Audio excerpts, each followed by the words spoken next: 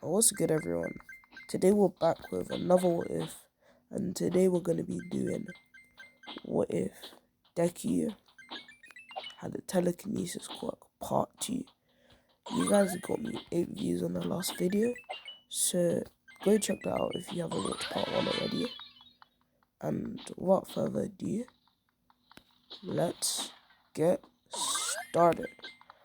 Alright, so Ezekiel is just having a normal day after, like the whole Umarak incident happened.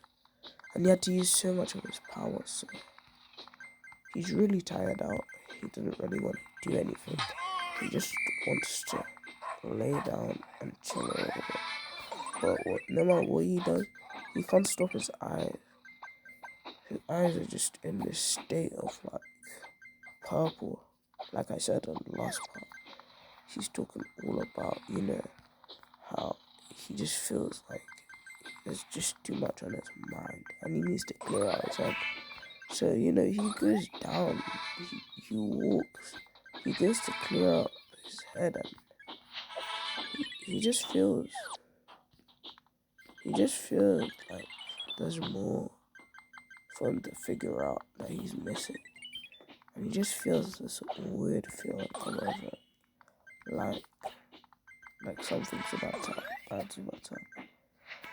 And yeah, you just block the feeling out for the most part and continue on with his day, you get me? And we'd get a little bit of training from Izuku, because although Izuku is in this rest period, he kind of still understands that he needs to train his mental, needs to get ready, because he's going to school by tomorrow. So he would do a little bit of training. And we'll cut to the next day with Aizawa. And Aizawa would get ready to, instruct him. But as usual, he was in his sleeping bag. And he was sleeping, so no one really noticed him.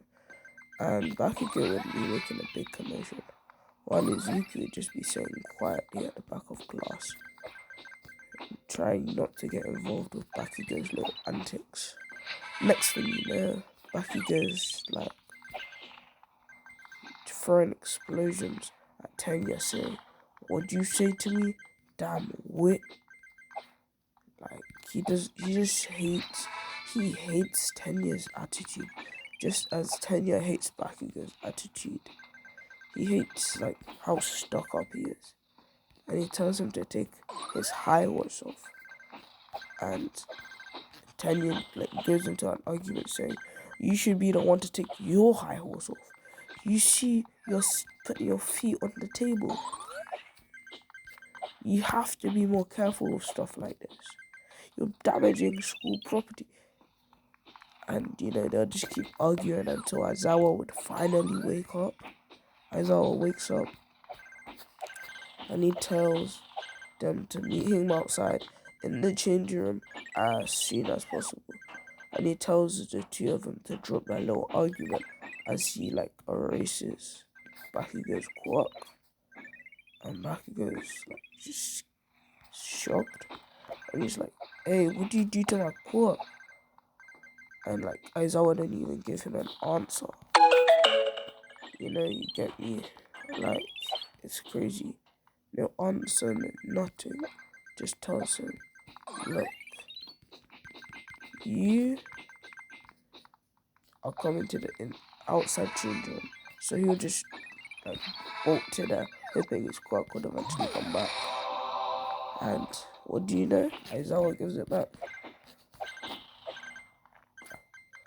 So they get ready for the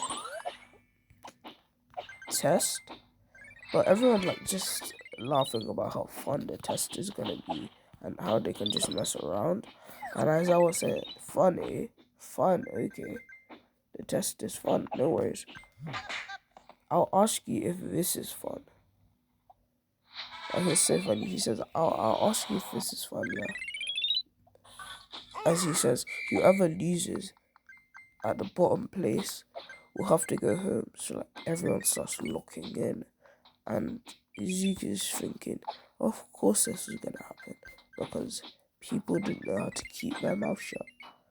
He would like just wait, and when it was his turn for the ball throwing test, Izuku would like put on these things around his arms, and these are called inhibitor rings. It's kind of like the one Shadow has in Sonic the Hedgehog 3. So he has inhibitor rings, which for people that don't know, basically just like allow you to use a small percentage of your power without going past a certain limit.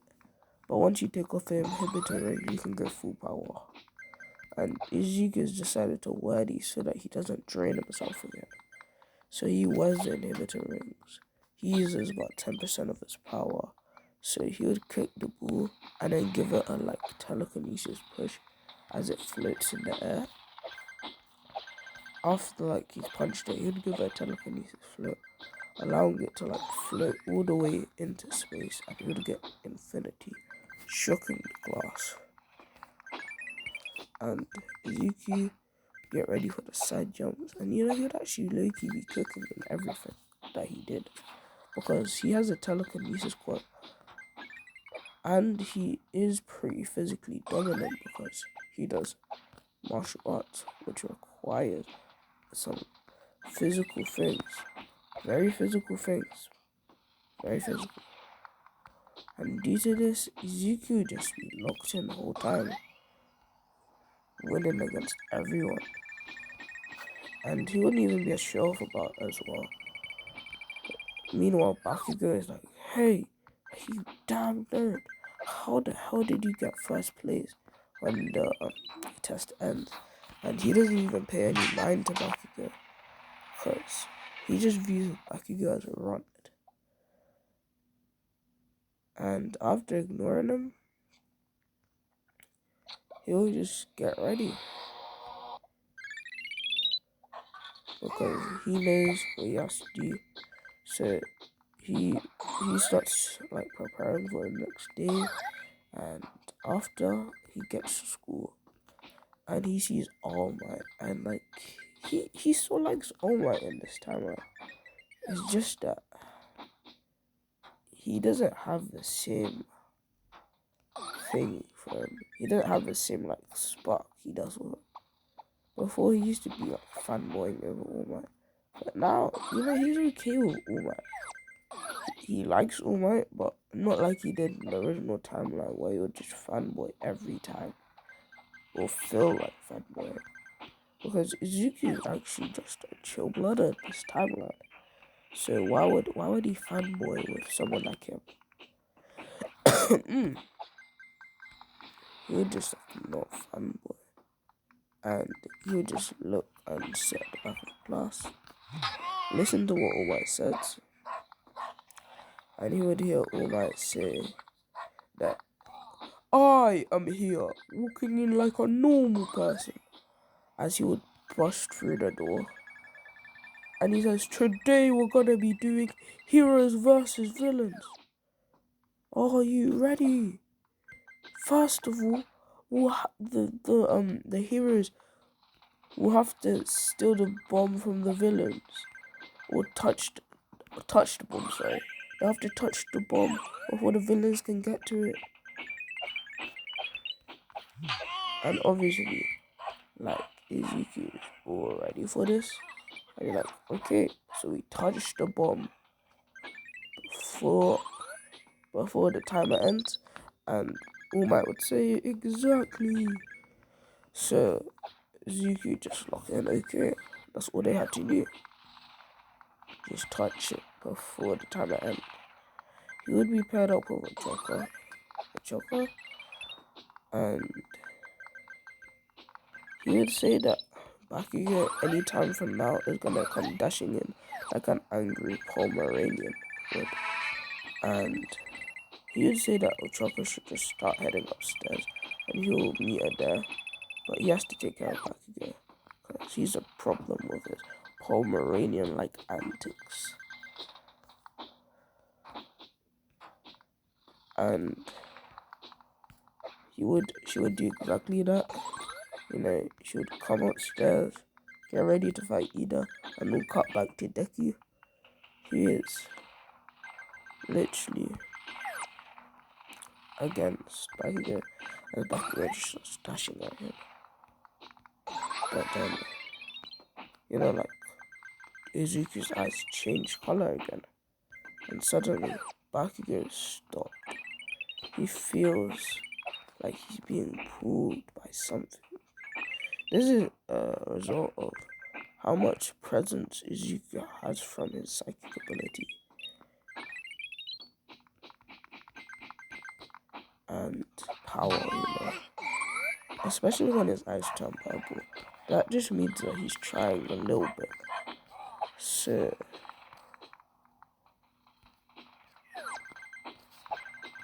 you know, with his purple eyes, he would look at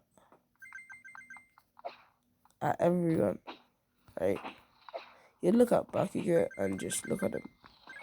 I should say, go on. As Bakugo would like feel free again. But as he's trying to move, he feels something. But this time, it's not just some kind of pull. This time, it's a whole bunch of rubble.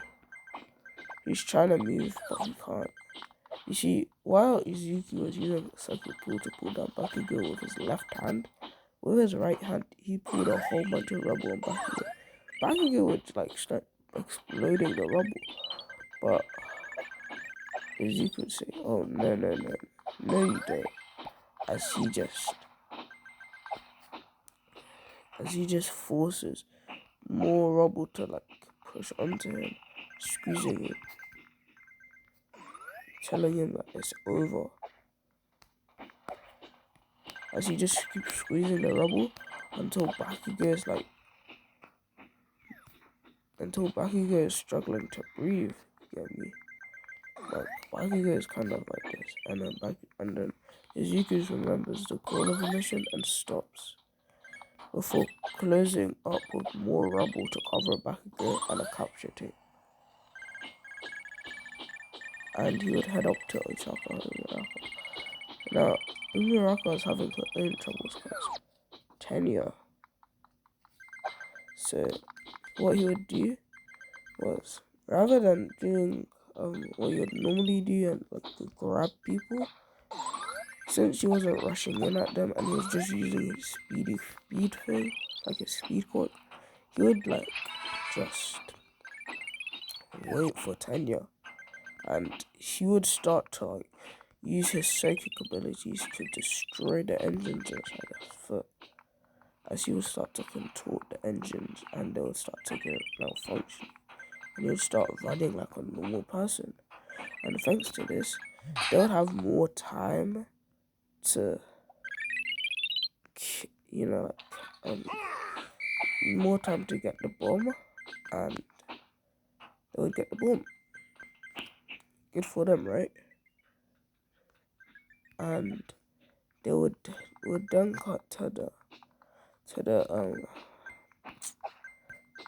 day of the USJ. No, it would then cut to the time where they would be on the bus getting ready to go for the USJ event where they would meet 13, and 13 would do her whole spiel about how there was different kinds of heroes, rescue heroes, and all the sorts. So like Izuku's obviously like, okay, he's low-key cooking with these words. You know, it actually makes sense. So, sorry, Izuku thinks he's low-key cooking with his words, you know.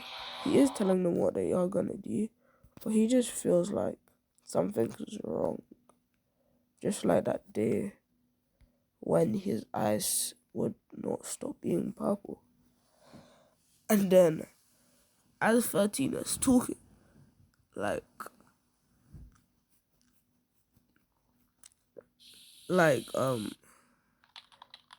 Bakugo would laugh and say, "We have fake villains too," And Aizawa was like, those villains aren't fake. I like everyone in the class would just start going haywire. What the hell? They're not fake. And then like the class would be teleported into different areas, and Izuku would be teleported into the water. But before you could actually touch the water, he just uses his telekinesis to float himself, and he would tell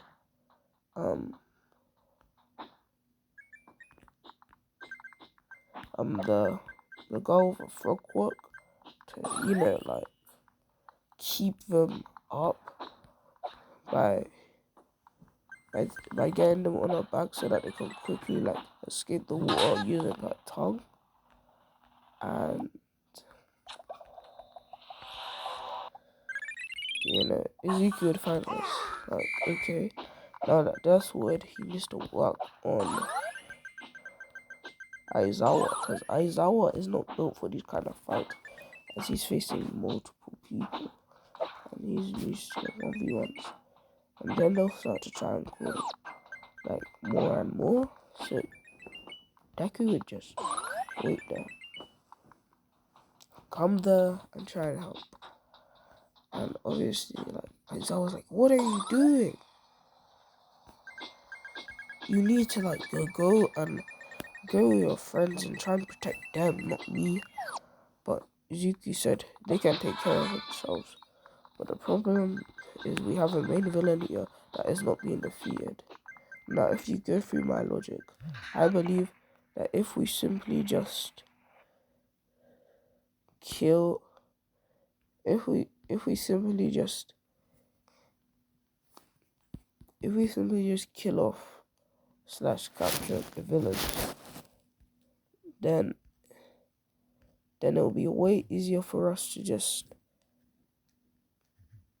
get ready, do our things, and help the other students. Isn't that right, Aizawa?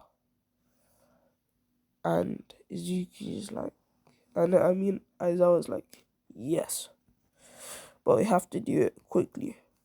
So like they would both lock in, and Izuku's eyes would like turn purple, and she would start to take off his inhibitor ring slowly, taking off one inhibitor ring, as his power level would skyrocket to 50%, and Aizawa would see an aura come around Deku, and this aura was like menacing, as he would look at Deku like a different person.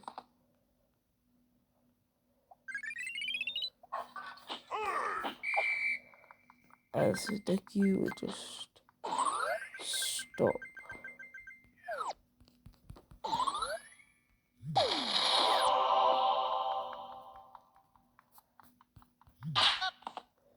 Like Deku would just stop dead in his tracks, and he would look as if trying to say something. And like he would like have this purple aura, but not only just a purple aura, like this purple aura would like skyrocket, looking menacing, as it would like become a jaguar. As this just was a representation of how calm and precise Deku could be, as they would go up against the villains, but Deku would actually full on like use hand-to-hand combat at first, beating up some of the villains, using his psychic abilities as well to help Aizawa, allowing him to float through villains and kick them up on their heads perfectly. Imagine you're playing Mario and you just jump on top of a bunch of Goombas. That's exactly what he's helping Aizawa do right now. So it's way easier to catch more villains. And would get to the chase where it's the Nomu, and damn, Deku would just start cooking with a key. Get me? He would just start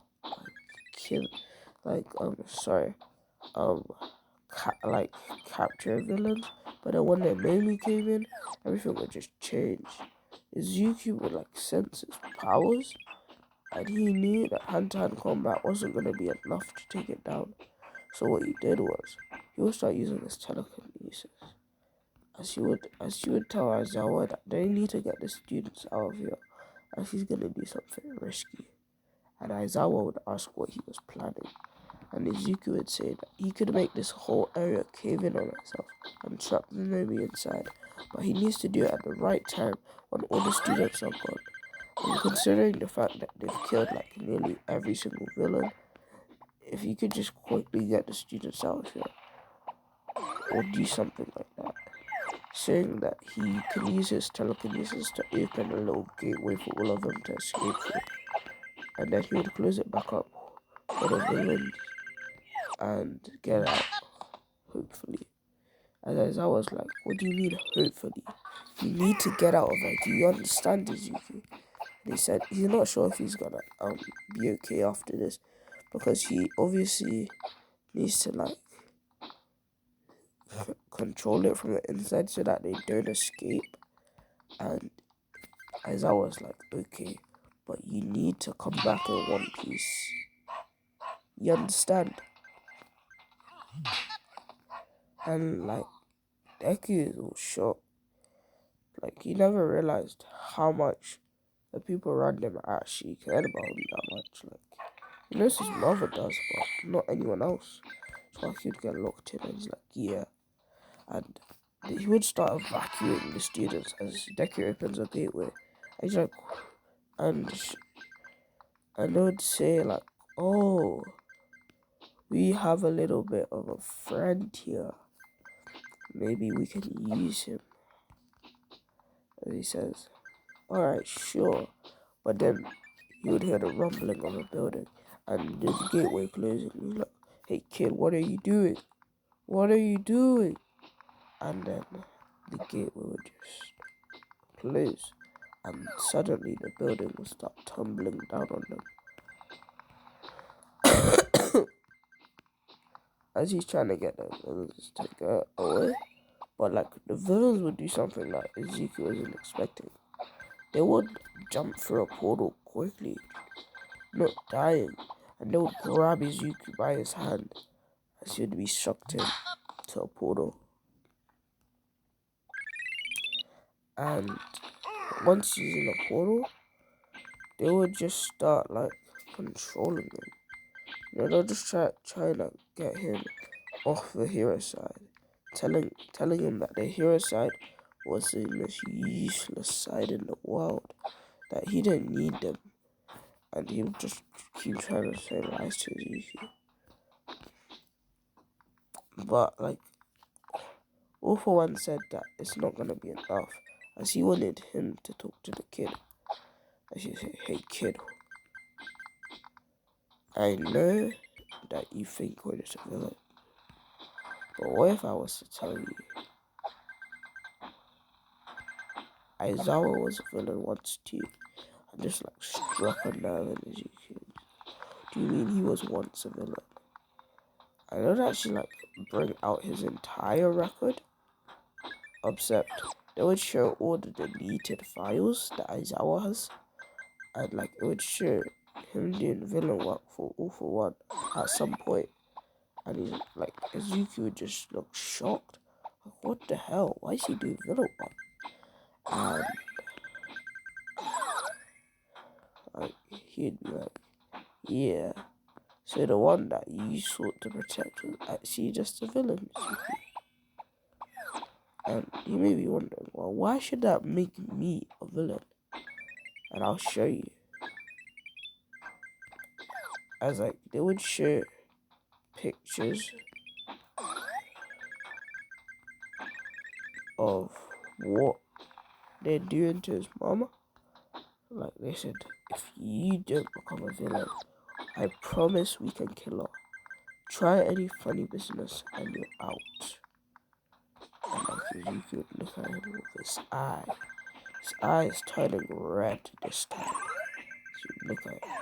No. And suddenly, like, he would start moving something around, as he would move his mom out of the house and into UA, and he would like start closing the door with his telekinesis, as all four would be shocked with like his prowess and ability.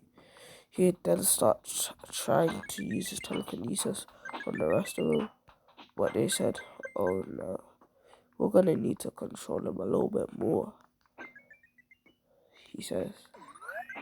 And then he would tell Shigaraki to do the honors. So Shigaraki would like start to put his hand on his UQ as he places inhibitor rings on him. And with the inhibitor rings, like these ones are way more powerful, so Zuko could be stuck there, shackled up, not knowing what to do. And this is where we're gonna end the part. If you wanna find out what happens to Zuko in the next part, like, subscribe, comment, and the view goal for this video is 10 views. So share this with your friends. Bye.